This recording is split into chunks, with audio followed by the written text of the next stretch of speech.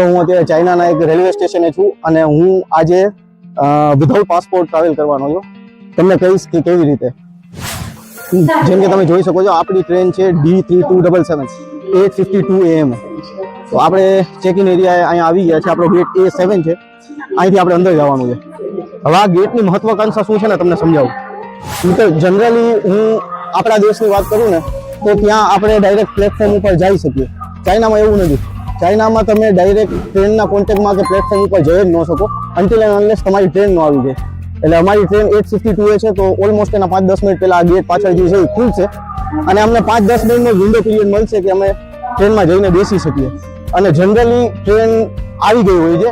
અમુક સિનેરીઓમાં એવું હોય કે ટ્રેન ન આવી હોય અને તમે આવતા જોઈ શકો અને વિડીયો લઈ શકો. જનરલી ચાઇનામાં એવું છે કે તમે રેસિડેન્ટ પરમિટ માટે અપ્લાય કર્યું હોય ને તમારો પાસપોર્ટ ત્યાંથી પાછો ન આવ્યો હોય ઇમિગ્રેશન ઓફિસમાંથી, તો એ લોકો તમને એક આવું ટેમ્પરરી રેસિડેન્ટ પરમિટ જેવું આપે. તમે આ પેપર યુઝ કરીને ચાઇનામાં ગમે ત્યાં ટ્રાવેલ કરી શકો.